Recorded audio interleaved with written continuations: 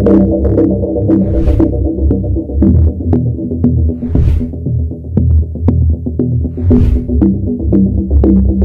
बैल लौटा दो, नहीं तो मैं मर जाऊंगा। वीडियो बनाते हुए जहर पीकर न्याय मांगने वाले युवक ने हिला दिया बुल्ढाना।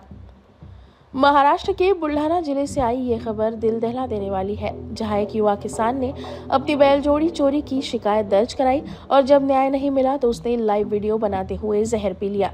ये घटना किनगांव राजा थाना क्षेत्र की है, जहां पवन प्रहलाद जयभाई लिंगा देवखेड़ गांव का रहने वाला युवक अपनी बैलजोड़ी चोरी का मामला लेकर पुलिस के पास पहुंचा था। पवन का आरोप है कि शिकायत दर्ज करने के बाद थानेदार संजय मातोंडकर ने उसे पुलिस थाने में ही पीटा और मामले की शिकायत अनदेखी की।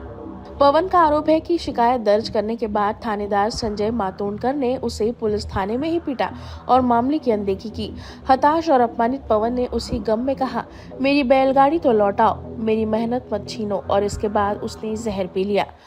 मी पवन जायबे, माझे दिनांक 24/10/2025 रोजी रामेश्वर कारभारी सांगळे आणि त्यांचा वडील यांनी दोघांनी माझे बैल चोरून नेले. हे मला माहीत पण नव्हते. माझ्या वडिलांचे त्यांचे काही व्यवहार झाले आहे का नाही हे मला पण ते पण माहिती नव्हते. तर त्यांनी माझ्या मालकीची दोन बैल आणि बैलगाडी नेलेली आहे. 24 तारखेला मी सकाळी शेणपाणी करण्यासाठी शेतामध्ये गेलो होतो, तेव्हा मी पाहिलं. मी विचारपूस केल्यानंतर मला यांचे नाव माहिती मिळाली. तर मी 24 तारखेला किनवराजा पोलीस स्टेशनला गेलो होतो. किनवराजा पोलीस स्टेशनवाल्यांनी माझा रिपोर्ट घेतला नाही. मी 25 तारखेला पण गेलो, तरी पण माझा 25 तारखेला किनवराजा पोलीस स्टेशनने रिपोर्ट घेतला नाही. मी 26 तारखेला मी SP ऑफिसला गेलो. SP ऑफिसला अर्ध्याला SP साहेबांनी फोन केला, PSI साहेबांना, किनवराजांना.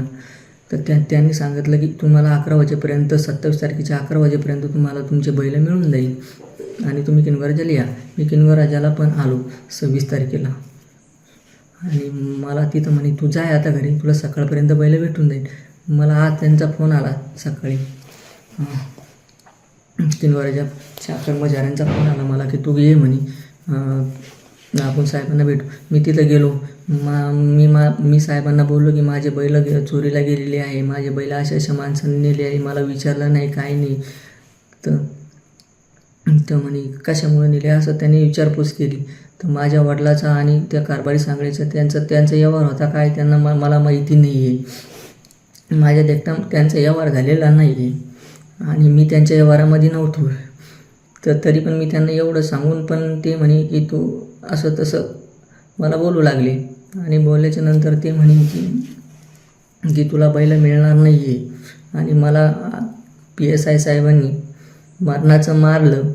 कॅमेरे बंद करून, किनवराजा पोलीस स्टेशनमधले कॅमेरे बंद करून मला खूप मारलं आणि मला बसून ठेवलं 6 वाजेपर्यंत, संध्याकाळच्या 6 वाजेपर्यंत मला बसून ठेवलं की म्हणे मी तुझ्यावर गुन्हे दाखल करतो. माझ्यावर ते खोटे गुन्हे दाखल करून मला फसवू लागले.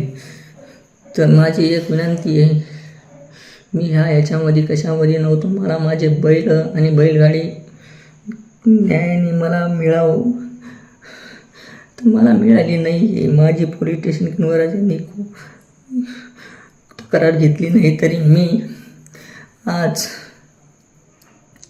माझ्या स्वतःचं जीव देणार आहे.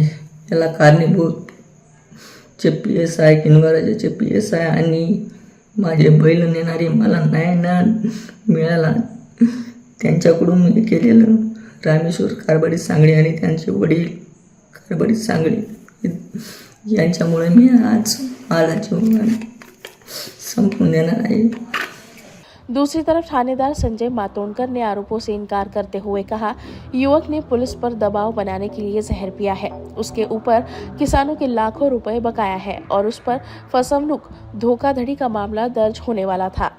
आम्ही संजय मातोंडकर, ठाणेदार किनगाव राजा, आज रोजी आम्ही आपल्याला सांगतो की दिनांक 25/10/2025 रोजी अर्जदार नामे पुष्पा प्रल्हाद जायभाई राहणार लिंगाव यांनी त्यांच्या घरी कारभारी सांगळे व दोघे जण हे कापसाच्या उरलेल्या पैशाची मागणी करून लोटपाट केली म्हणून तक्रार देण्यासाठी पोलिसांना आले होते. त्यावेळेस त्यांच्याकडे विचारपूस केली असता सदर अर्जदार आणि गैरअर्जदार यांच्यामध्ये कापसाच्या देवाणघेवाणीचा वाद असल्यामुळे आम्ही दोन्ही पार्ट्या बोलून सदरचा अर्ज चौकशीवर ठेवून दोन्ही पार्ट्या बोलून त्याच्यामध्ये निश्चित काय झालेलं आहे या संदर्भात आम्ही त्यांना बोलून विचारपूस करण्यासाठी बोलवले होते.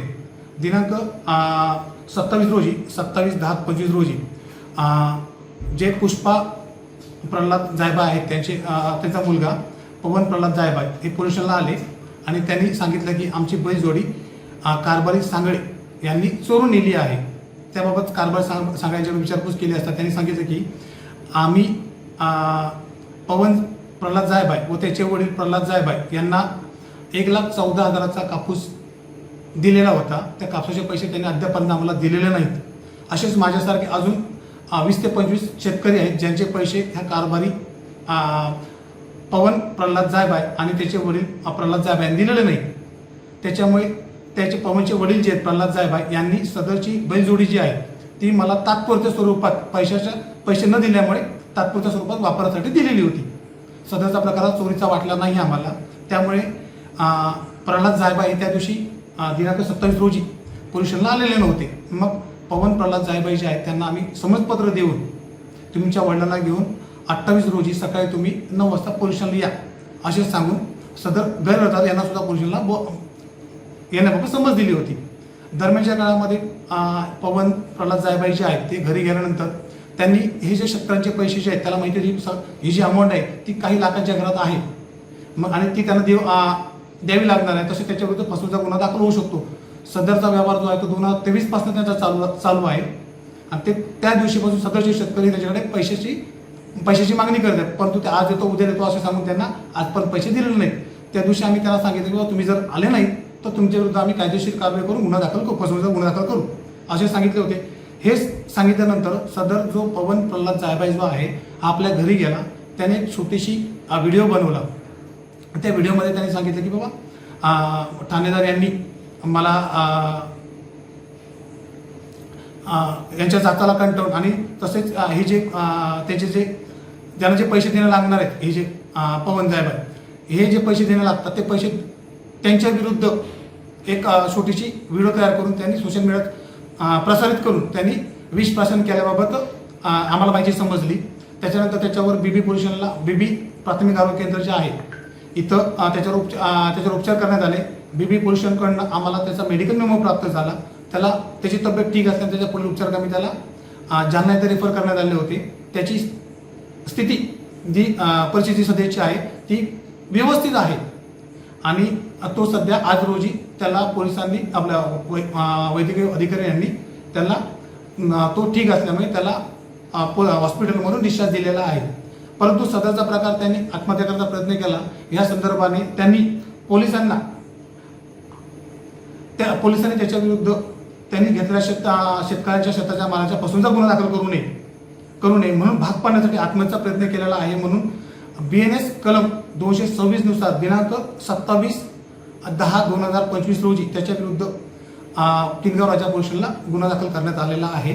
सदरचा त्यांनी त्याच्याविरुद्ध गुन्हा दाखल करू नये याच्यासाठी आत्महत्या करण्याचा प्रयत्न करून आमच्या दबाव टाकण्याचा प्रयत्न केलेला आहे. लेकिन सवाल बड़ा है, क्या बुल्ढाना की इस मिट्टी में न्याय पाने के लिए अब जहर ही आखिरी रास्ता बन गया है? क्या एक किसान की पुकार सिस्टम के कानों तक तभी पहुंचेगी जब वो मरने की कगार पर हो? इस पूरे मामले ने न सिर्फ बुल्ढाना बल्कि पूरे महाराष्ट्र को झकझोर कर रख दिया है. अब देखना यह है कि वरिष्ठ अधिकारी और सरकार सच्चाई की पहचान कब और कैसे करते हैं. आखिर दोषी कौन है, पुलिस या वो व्यवस्था जिसने किसान को मौत तक ढकेल दिया, या पुलिस के अनुसार खुद वो युवा किसान. Bureau report, News First. हमारा हर शब्द समाज की आवाज, हमारी हर पहल निष्पक्षता का कदम.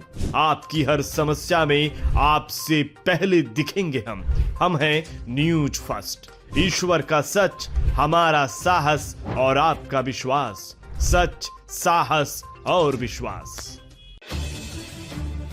अगर आप ये वीडियो YouTube पर देख रहे हैं तो हमारे चैनल को सब्सक्राइब कर बेल आइकन दबाएं.